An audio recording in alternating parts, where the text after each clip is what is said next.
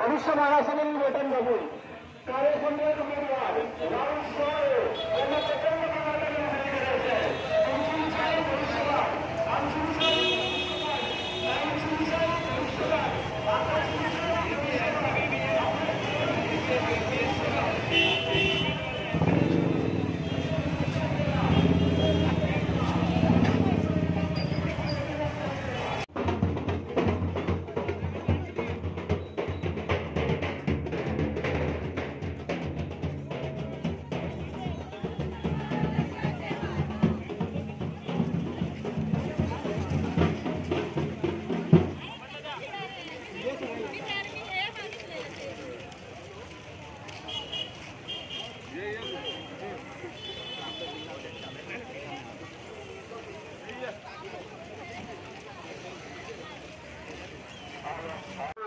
आणि राहुल शेवाळे एक नंबर सन्माननीय नरेंद्र मोदी जी तिसऱ्या हिंदुस्थानाचे पंतप्रधान होणार.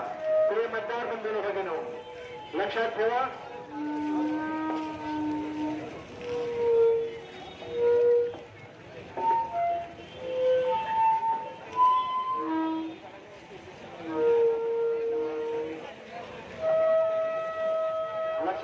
धनुष्यबाण धनुष्यबाण धनुष्यबाण.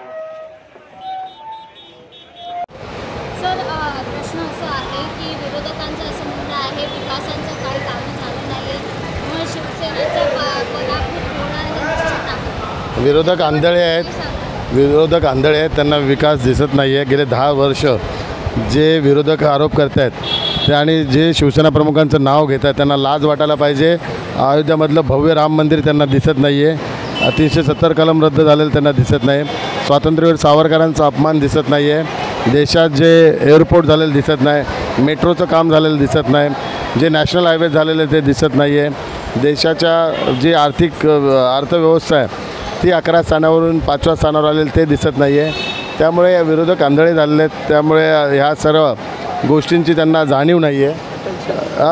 अटल सेतू झालेला आहे, कोस्टल रोड झालेला आहे, किती मुंबई विकासाची कित्येक कामं माननीय पंतप्रधान नरेंद्र मोदीजी असेल, माननीय मुख्यमंत्री एकनाथ शिंदे साहेब असेल, देवेंद्र फडणवीस साहेब असेल, अजितदादा पवार यांच्या सरकारच्या माध्यमातून झालेली आहे. आणि विकासाच्या मुद्द्यावरच लोक आम्हाला मतदान करणार आहे आणि संपूर्णतः महाराष्ट्रात 45+ जागा आम्ही जिंकणार आहोत.